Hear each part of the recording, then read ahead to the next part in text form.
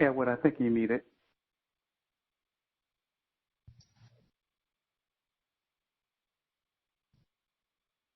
It is my pleasure to introduce our guest speaker, Dr. Vanessa Casanova. Dr. Casanova is the director of the Southwest Center for Agricultural Health, Injury Prevention, and Education. Her research focuses on health and safety outcomes and reforestation workers. The Southwest Agricultural Center has an established record of conducting comprehensive research that addresses the needs of workers in agriculture, commercial fishing, and forestry across public health Region 6. She also served as research mentor to junior faculty and students new to the field of agricultural, occupational safety, and health. In today's SCR Connection, Dr. Casanova will tell us about the Southwest Center for Agricultural Health, Injury Prevention, and Education. Thank you, Dr. Casanova, for being our guest speaker this morning, and I will turn everything over to you.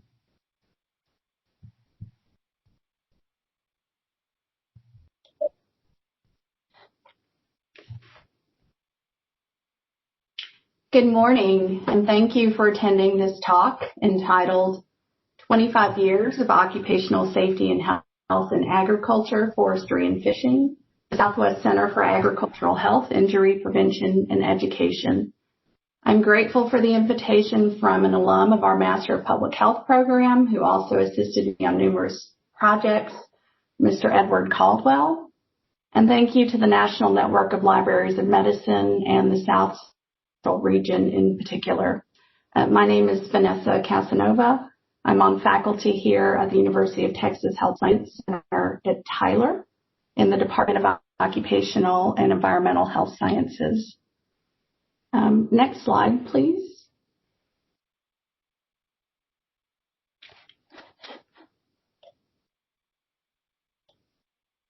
I'd like to begin today by noting that the production of agricultural products has always played a significant role in the economy of the U.S. Although it has evolved and been shaped by technological innovations, humans remain significant in this commodity chain. They are farmers and ranchers, owner-operators, hired farm workers who migrate for work, loggers, reforestation workers, and commercial fishermen, among other roles. In this article published in 2004, the founding director of the Southwest Ag Center, Arthur Frank, and colleagues noted that until about the early 1990s, there was little interest in studying health and safety outcomes in agricultural settings. Everyone eats. However, in the U.S., only a few are engaged in creating food and fiber for many. And so I'll read the quote. It needs to be recognized that work related to agriculture carries significant risk for injury and illness, and it is only relatively recently that these matters have been addressed in any significant way. And again, this was written in 2004.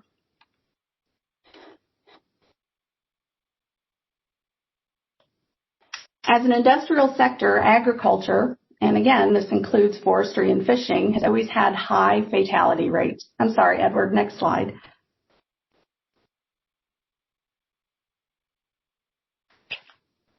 Make sure we're seeing.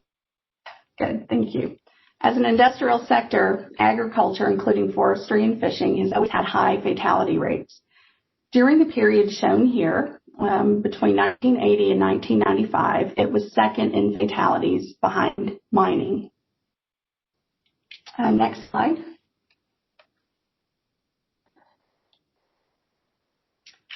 Recognizing the burden of illness and injury among this work group, NIOSH developed a program to address safety and health in agriculture, fishing, and forestry.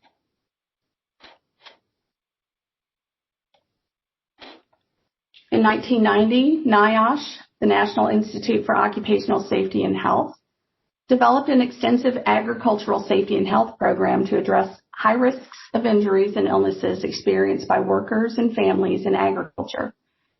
NIOSH supports extramural research and prevention programs at university centers in 11 states, and these programs conduct research on illnesses and injuries associated with agriculture, as well as pesticide exposure, pulmonary disease, musculoskeletal disorders, hearing loss, and stress, among others.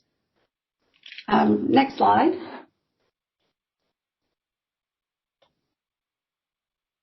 There are 11 centers across the United States, as mentioned, and they're located at universities and health science centers.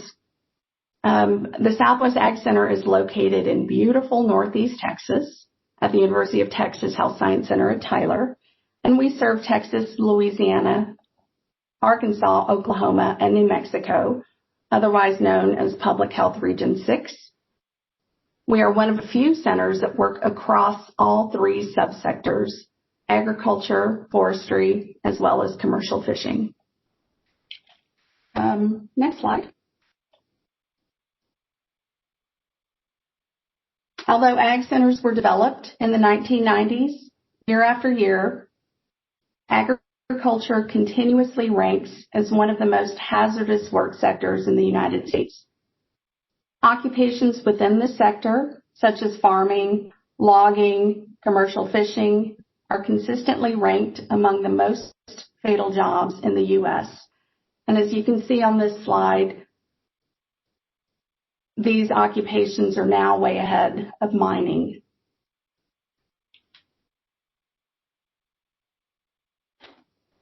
Next slide.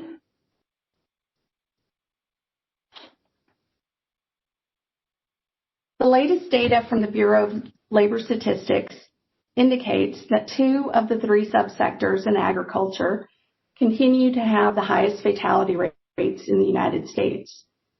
As agricultural workers age out of the workforce, replacing them is becoming increasingly difficult. Technological changes, climate change, work arrangements, and other issues are thought to contribute to the continuously high fatality rates. And this work is now being addressed by ag centers across the country. And if you look at this, logging workers in particular, you'll note that they are extraordinarily high, not just somewhat higher. And so it is also worthwhile to note that logging and fishing often compete for the top 2 spots in terms of work injuries and fatalities in the U.S. Next slide.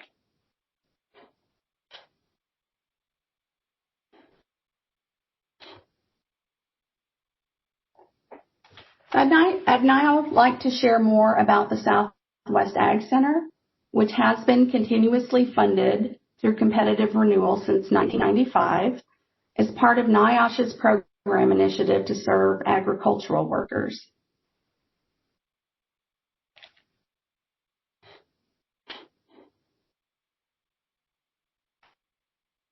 Initially under the direction of Dr. Arthur Frank and subsequently Dr. Jeffrey Levine, both of whom are occupational medicine physicians and both leaders in their fields of study. The director's role was handed down to me in 2019. And clearly, clearly I have some big shoes to fill. It's worthwhile to note as well that I'm not an occupational medicine physician. I actually have a background in public health and forestry. This is interesting because we approach occupational health and safety in agriculture from many different disciplines. I think that's what makes it interesting and exciting. And I'll elaborate a little bit more on that on the next few slides. Next slide, please, Edward.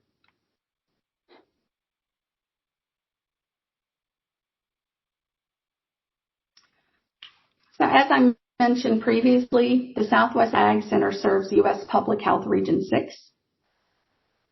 Our mission is to improve the safety and health of agricultural, forestry, and commercial fishing workers, of which we have all represented in our region.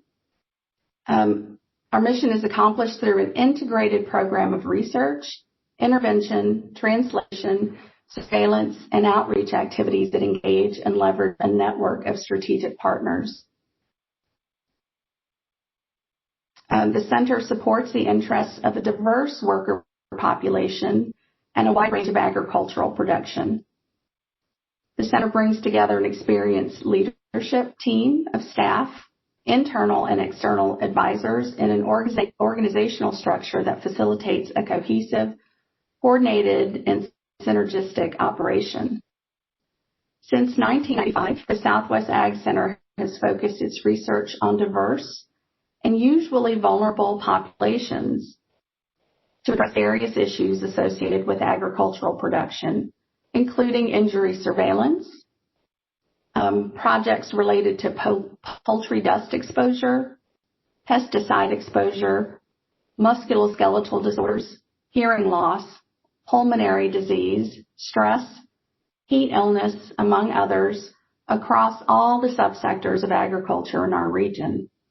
These issues are approached from a number of disciplines such as public health, nursing, occupational medicine, forestry, ergonomics, social work, education, epidemiology, among many others. I'll now walk you through a few of the highlights of the center from the past 25 years. Next slide, Edward.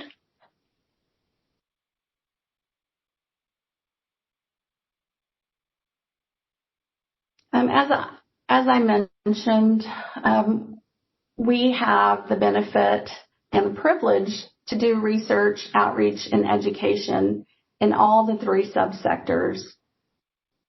In this part of the country, commercial fishing typically means commercial shrimp fishing. We have one of the largest shrimp fisheries in the country, in the Gulf of Mexico, and Texas has a mighty long coast along the Gulf, and our region stretches over into Louisiana. Dr. Levine, previous director and provost emeritus of the Health Science Center here at Tyler, is continuing to pursue research with commercial shrimp fishermen. Years of work undertaken by Dr. Levine with Vietnamese commercial shrimp fishermen along the Texas and Louisiana Gulf Coast resulted in the knowledge that simple yet culturally appropriate training and awareness measures in the form of visual and written safety messages favorably influence attitudes, beliefs, and behavioral intent related to priority risk factors. Dr. Levine has built his career upon this research. This is a very vulnerable work group. Again, part of it is cultural. Oftentimes there are issues of language, and Vietnamese shrimp fishermen represent but one group of commercial shrimp fishermen along the Gulf. In South Texas, we have a lot of Hispanic and Spanish-speaking commercial shrimp fishermen. And so there is a need to work across cultures, to work in many different languages, to engage this work group. And I think Dr. Levine has done a fantastic job at doing this. He continues to pursue research with commercial shrimp fishermen by training shrimpers on the use of a man overboard recovery system in collaboration with the U.S. Coast Guard. Dr. Levine is one of a few researchers that we have working with the Ag Center with this particular work group. Dr. Ann Carruth, who is a researcher out of Louisiana, Dr. Shannon Guillot-Wright, and then many of our occupational medicine residents have worked within this sector. Next slide, please, Edward. In terms of agriculture, one of the highlights I'd like to share is a research project by Dr. Deborah Helitzer. Dr. Helitzer worked with the Ag Center as a researcher and later as an evaluator of our program. Her project was true participatory research, whereby the Navajo community in New Mexico was actively engaged in identifying as well as establishing and working on a particular research agenda. Her project revealed that community members can be effective partners in the development, implementation, and evaluation of future agriculture injury prevention programs on the Navajo Nation and in other cross-cultural settings. As I mentioned previously, we often work with what we call vulnerable populations. And in some respect, by definition, agricultural workers are vulnerable workers. They work with their hands closest to the commodity. They are often, as we're seeing now during COVID, workers that need to work, right, for the benefit of all of us here in the United States, for the benefit of keeping food and fiber on the table and in factories where we need them. And so we don't, as agricultural workers, they don't have the benefit of being able to work from home. The show must go on continuously, day in, day out.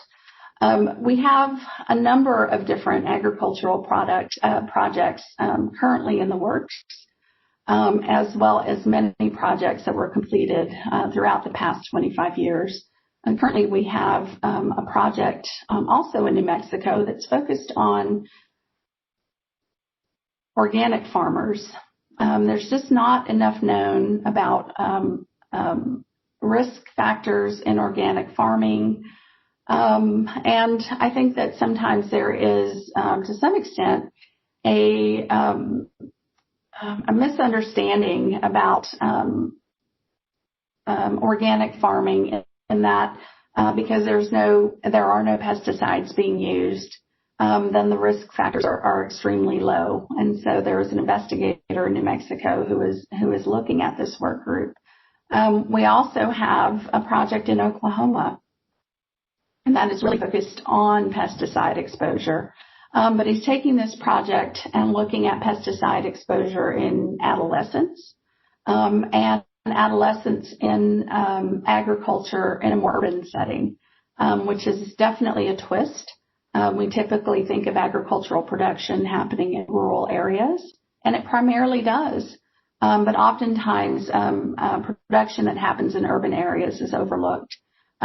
We've had many years of work in South Texas, in the lower Rio Grande Valley, also with youth, and usually migrant and seasonal farm workers who happen to be youth, and looking at pesticide exposure and the potential for neurological impact by these pesticides.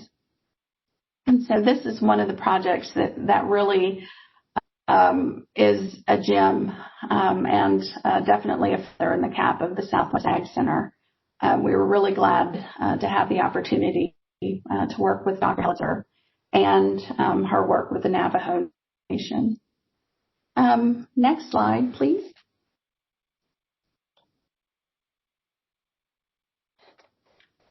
Okay, so let's quickly talk about forestry. As I mentioned, we are one of very few centers across the country to work in the three subsectors of agriculture. And it just so happens that timber production is located primarily in Northeast Texas. So Northeast Texas, Arkansas, and Louisiana are what we call the Arklatex region. Production forestry in this region has a major economic impact in the three of these states, Texas, Louisiana, Arkansas, and to some extent over into Oklahoma. And so it is important to understand the contributors to illness and injury in this sector. The Southwest Ag Center has continued to increase its work in forestry and logging, an industry with a heavy presence in the Arklatex region. Work to date includes an assessment of workplace exposures for reforestation workers, examining musculoskeletal complaints among logging machine operators using mobile technology, identifying sources of data for injury surveillance in this work group, and also, more historically, the creation of a first aid tip booklet to help forestry workers identify snakes and spider out in the field, and recommendations for first aid if they encounter any of these critters. And this tip booklet is called Bites, Stings, and Venomous Things, and it's actually one of our most popular outreach items. It is actually in a booklet that can be carried in the pocket. And again, keeping up with the times, we have also digitized this. We have created a tip booklet that is much smaller and more portable and can be used by different audiences, not necessarily only forestry and logging workers, but educators, trainers, and other safety professionals. And so we're really proud of this product. It is an enduring product, and you can find it in PDF format on our website, and you could also call or email the Ag Center to get this. Some of the other photographs then, Bites, Stings, Venomous Things. The middle photograph happens to be a crew of H-2B guest workers. This is a guest worker program that is part of broader guest worker programs to the United States. They come to the U.S. for 10, 11 months out of the year and set to work planting trees across the U.S. in the beginning. And then many times they move over into the Northeast and work in that area, and then over into the Pacific Northwest and continue reforestation work there. It is definitely a group that is understudied. It is a migratory group, and we just don't know enough about them. And because they are temporary workers, it could potentially be a new workforce year after year. And so it is like training workers new to the job to do the job, but then also to really consider safety issues of safety. And this is also a critical issue, especially now during the global pandemic. The picture at the top, this is actually some historical photograph. This is manual delimbing. You have two workers using chainsaws. You see this less and less in the field.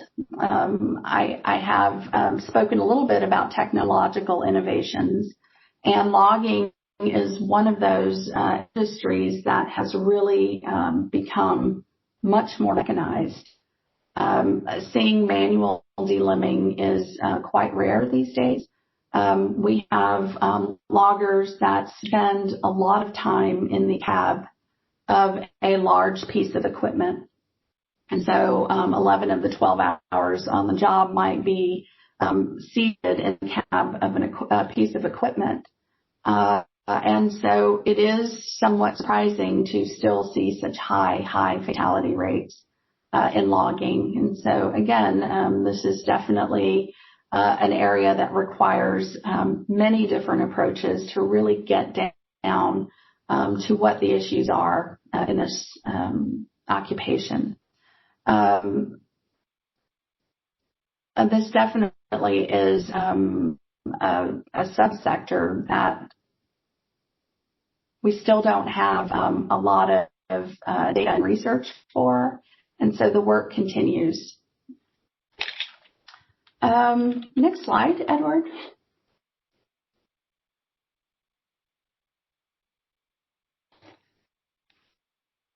One of our, should I advance the slide, Edward? Let's see. Yes, there you go. Got it. Okay, thank you. So one of the other things I wanted to mention in terms of our historical and current achievements is capacity building. Capacity building has been the foundation of the Ag Center. Capacity building the capacity of junior faculty, faculty new to agricultural safety and health, researchers, whether they're faculty or not, new to this field, students new to this field, educators, people doing outreach. So capacity building activities undertaken by the Ag Center through the years include something that we call the Agro-Medicine Workshop. We have trained over 150 medical residents and rural osteopathic medicine students. We've trained them in occupational environmental health and safety issues faced by agricultural workers. And this is 150 and counting. We continue to do this work in both the spring and the fall.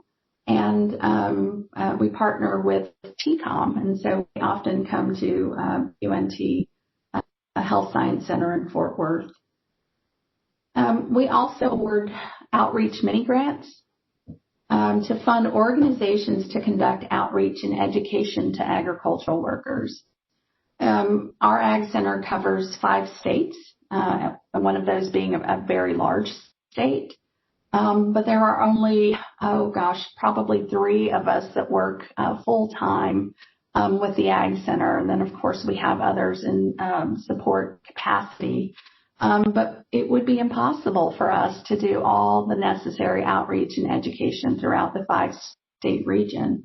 And so we partner with others by awarding these grants to do the outreach and education for us. Oftentimes they have identified emerging issues.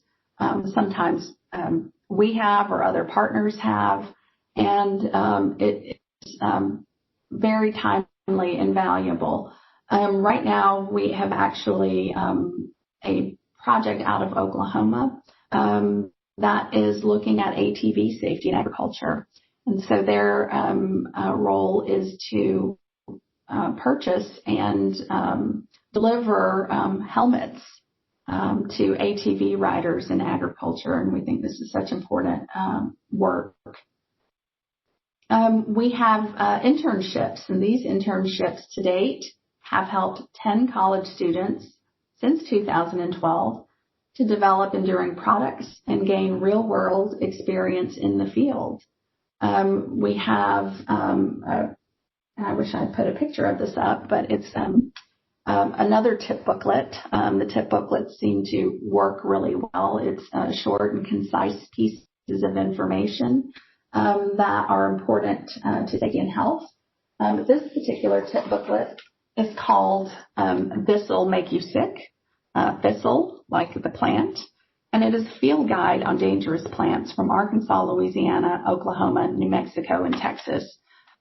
This is a collaborative piece of material. We partnered with the Noble Research Institute through our internship, and we have sponsorship from the Poison Control Center. And basically, this is a field guide for plants out in the field that can make you sick, and that can make agricultural workers sick and can make livestock sick. And so it really is something that we're really proud of. And the production of this, including the research and the write-up, was conducted by one of our undergraduate interns, in fact. And it is just amazing. It's got beautiful images, and it is translated into Spanish as well. Again, as I mentioned earlier, you can reach out to one of us here in the Ag Center, or you can go on the website and request this type of product. We also have led practicum experiences in capstone projects for Masters of Public Health students at the UT Health Science Center here in Tyler. In fact, our outreach coordinator, Shelby Powell, is one of our former practicum students and capstone students. We currently have one capstone project that's related to commercial fishing. We have had students help us to create materials, help us to digitize materials, especially after COVID, who've helped us to create and refine our database of strategic partners, who've helped us with creating evaluation materials. And so having our relatively new Master of Public Health program here at the Health Science Center has really not only helped us to achieve some of our goals with the center, but has also helped us to introduce the field of agricultural safety and health to students who may not have otherwise been exposed to it. And finally, another really important piece to capacity building is our robust pilot and feasibility studies research program. And this program awards funds for short-term research projects. These projects are typically 1 year in length. And one of the really important pieces of this program is that it has the requirement of mentorship. And so we require our investigators to have a mentor. If they don't have one identified, we can help them to identify a mentor. And typically, that could involve somebody that mentors the researcher in a particular method, or they have experience with a particular population. And so we find that this not only builds the capacity of the researcher to do the work, to complete the work, but it also builds up our network of strategic partners, and it builds up our mentor pool. And so the goal is for these researchers who were mentees at one time to pay back by becoming a mentor to other researchers new to the field.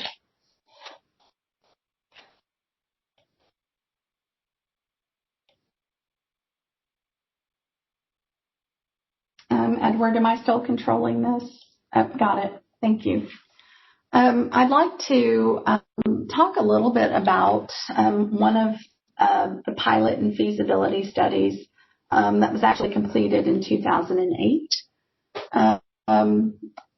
This was a project by Dr. Ammon Dillon. Dr. Dillon was one of our occupational medicine residents here at the Health Science Center.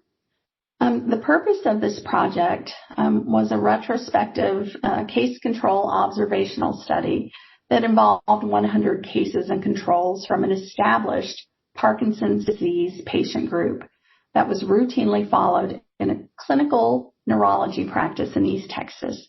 And the aim was to explore the possible link between Parkinson's disease and the use of pesticides and herbicides.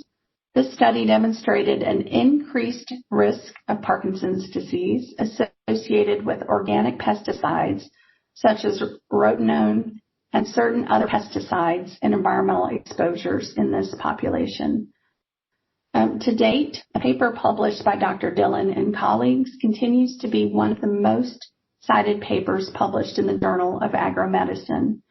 And his work also reminded me of a quote I recently read by Cesar Chavez. And the quote is, "Farm workers are society's canaries.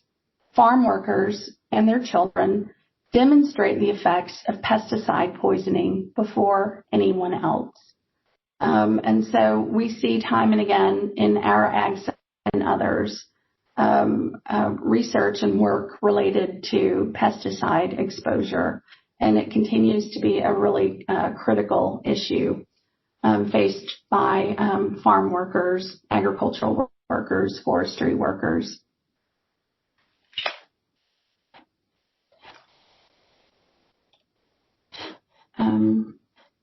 Thank you.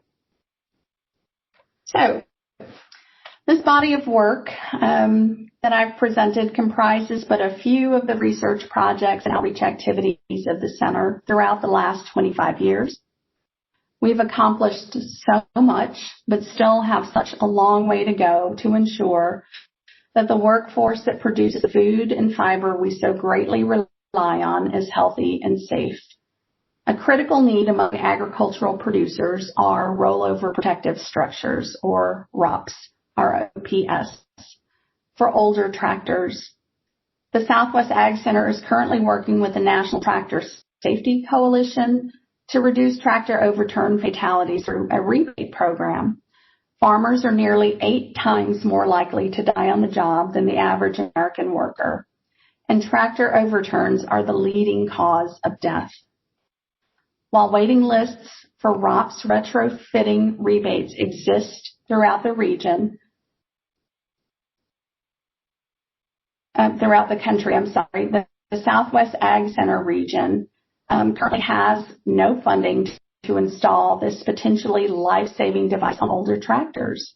ROPS are 99% effective in preventing injury or death in the event of an overturn when used with a seatbelt, and 70% effective in preventing injury or death when used without a seatbelt.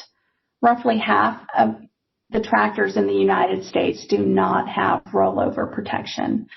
And so this is one of the goals, the near-term and long-term goals of the Southwest Ag Center, is to continue to work to find funds to fund this ROPS rollover protective structure rebate program.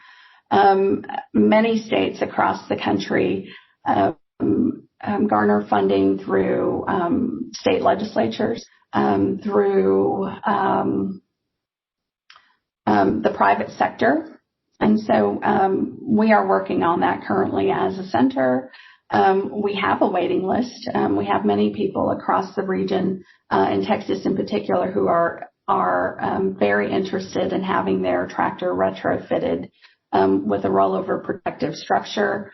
And the rebate program that I'm mentioning covers, I believe, up to half to 2/3 of the cost of the rollover protective structure. And it is something that can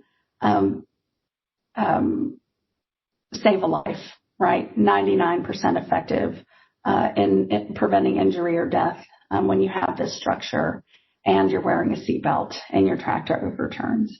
And so, again, I am fast forwarding to the work that's critical, important to us today, and wanted to share that important piece of information with this audience. And finally, I didn't mention our current staff. We've had different staff throughout the years, but these are the folks that make the magic, right? And so Nikki Warren helps us with outreach coordination. Dr. Kevin Moore, who is on faculty here at the Health Science Center, he's smiling really big. He leads our pilot and feasibility studies core. Dr. Dave Dufreight, who is walking in a field with some cows, is our deputy director. Amanda Wickman, in the black jacket, is our program director and has been with the Health Science Center and the Ag Center for, I think 13 years now. Shelby Powell, standing in front of the UT Health background, is a graduate of our Master of Public Health program, as well as our outreach education coordinator. Ms. Kayla Shelton helps with accounting and our books and coordinating travel. And then, of course, Dr. Jeffrey Levine, who is the immediate past director of the Southwest Ag Center, provost emeritus, and senior advisor to the Ag Center. And so none of the work that's accomplished over the past 25 years could have been accomplished without an amazing team. So I'm very, very grateful to them. And finally, we are at the end. This is my contact information. You're welcome to reach out through email or phone call. You can find us at www.swagcenter.org. And I'm happy to take any questions.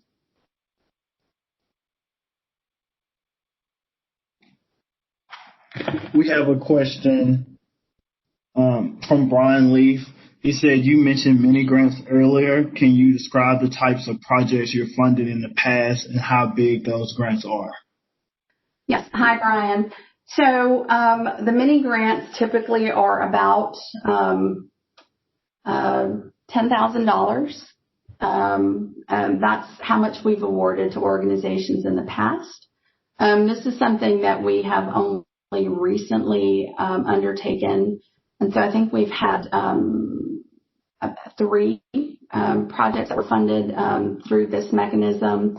One of them is with a group that, and they use their funds to produce a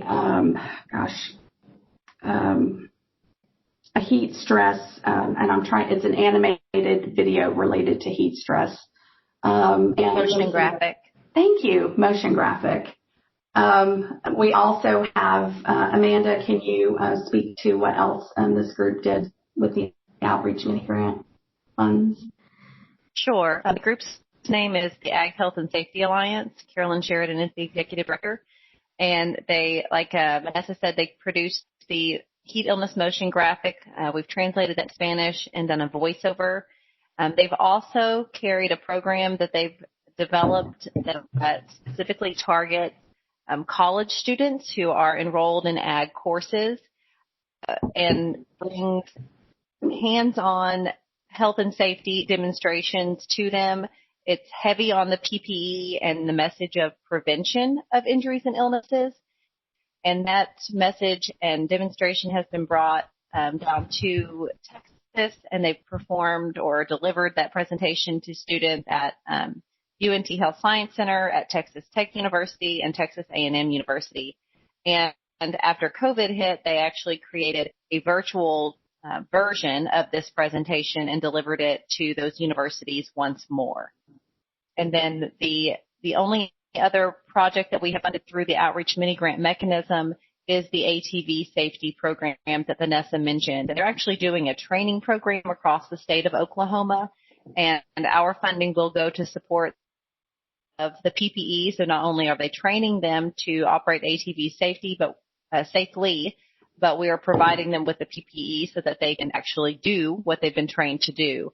And then we've also funded the evaluation of that program so that we can collect some critical data that will support further research and further purchases of PPE in areas of agriculture, forestry, and fishing. Thank you.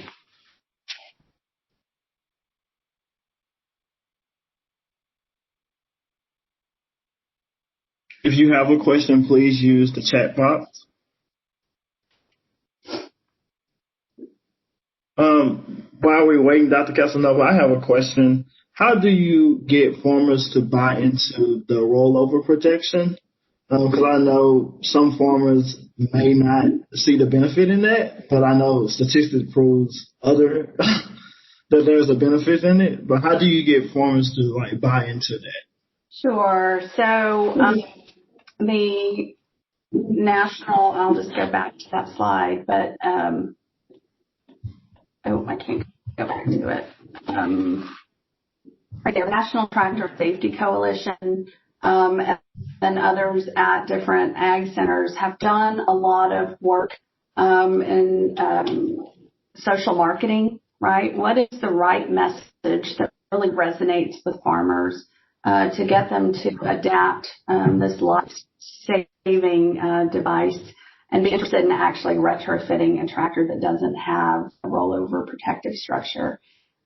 And so a lot of work has been done to really understand what's important to the farmer and how are they going to, as you say, Edward, buy into this. And I think that a lot of messages that resonate with farmers in particular would be more of the idea of a legacy, right, or family.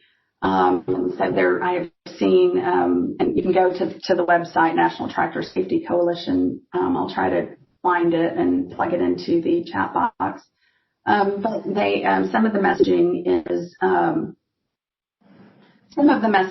is really talking about, or it has an image of a grandfather and a grandson sitting in his lap and driving a tractor, right? And this is something that probably a lot of kids that grew up in an agricultural setting have done, right? But it's so dangerous. so dangerous, especially if you're riding on someone's lap, number one, if you're riding on a tractor that doesn't have a rollover protective structure. And so getting the message out that and trying to break that, a habit that really is just this, this happy feeling that you have when you're, connecting with your grandchildren or your child and, you're on the farm. And so it has required a lot of research. Thank you, Amanda. It's easier to bury a tradition than a child. And so this is the message that goes along with the image. But yeah, it's difficult. I think that what I've talked about here today, the data and the statistics support the idea that it's not as easy as saying, here's a rollover protective structure and here's some funds for you to put it on your tractor. You have to ensure that people see it as something that's important to them. The same is true in forestry and logging and commercial fishing. It's not enough to say here is a personal flotation device. You have to convince people that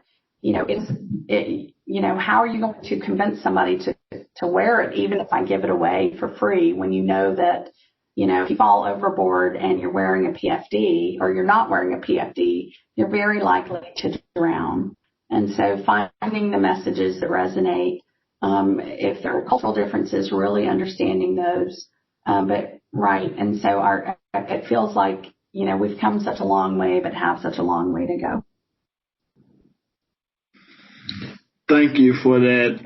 Steph Sharp, she said, this is not a question, but I don't think that I will look at a tractor the same way again. Thank you for raising awareness. Oh, thank you. If we do not have any other question, I would just like to thank you again for that wonderful presentation, Dr. Casanova, and it was a pleasure to have you with us this morning. Thank you, Edward. Thank you to the audience and for